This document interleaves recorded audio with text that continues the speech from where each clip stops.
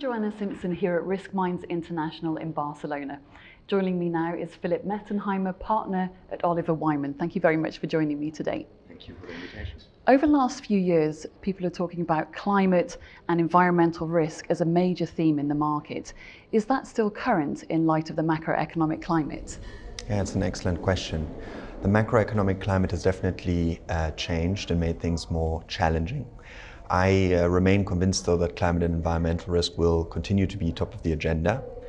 The reason for that is that the strategic environment in which our continental European banks are moving remains unchanged. If you look at what clients demand, they are now confronted with materially higher energy prices, which is creating pressure for them and also increasing risk in many sectors.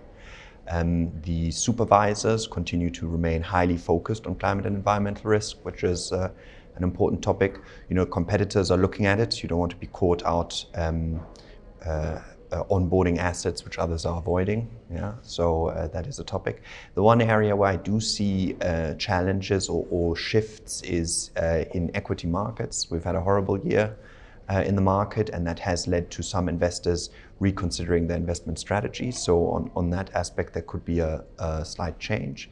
And the other thing is, I think the world has become more complicated against the macroeconomic backdrop. What is certain is that clients will need to think about, or banks will need to think very carefully around how they manage in the current environment. So it's more of additional things. It's not less climate and environmental risk. And many banks have made commitments to net zero. Is that fueled by risk considerations? Yes and no. Net zero commitments are driven by multiple factors. It is to align with the political environment, it is to keep pace with competitors. There are risk considerations in it as well. Supervisors clearly see financed emissions as one potential indicator of transition risk. And as such, it's highly advisable to keep pace with the development of financed emissions across time. I think that is the key driver behind the net zero commitments. And are there enough green assets in the market to satisfy all the commitments banks have made? Definitely not. The challenging thing about it is we showed in our research papers in 2021 that, if we sum up all the net zero commitments we have across the market and the number of assets which are actually aligned with net zero, you will find that there's a huge overhang of commitments and very few assets to satisfy that. So what we're already seeing now is a very strong competition, fierce competition, I should say, for those specific assets. And a potentially less interesting reward situation.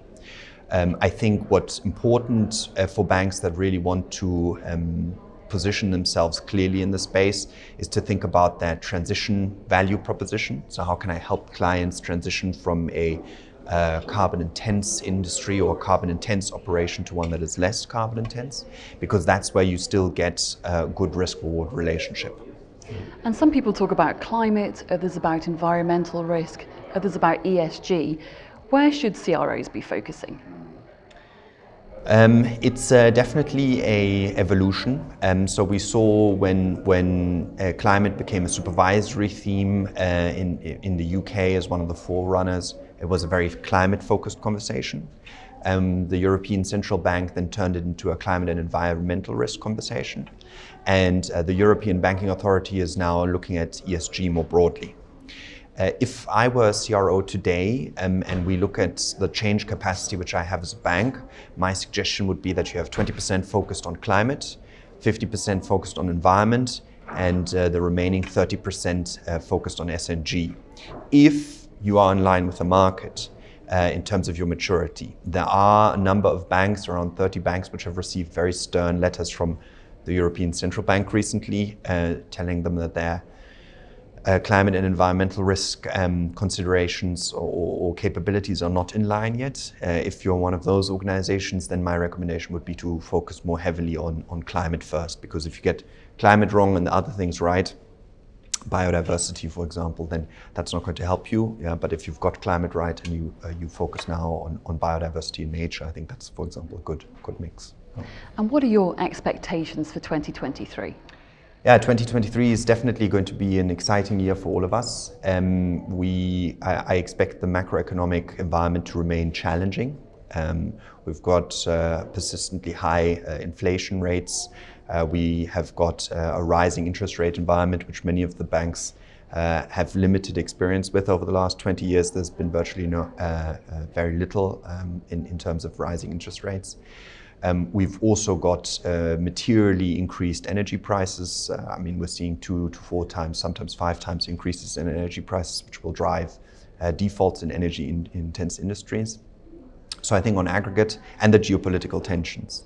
On aggregate, there's a huge amount of headwinds, and I think what's important now is to make sure that provisioning models are rock solid, that they can cope with the broad downturn. Yeah, I think the base case scenario remains a recession for the next year. So making sure the provisioning models are in place, making sure that the underwriting standards are tightened up and that there's no lenience in that respect. And then really working with the organization, perhaps undusting the playbooks on foreclosure, restructuring, non-performing exposure are going to be important aspects for 2023 and beyond. Yeah. Philipp Mettenheimer, thank you very much for your time. Thank you very much. It was a pleasure.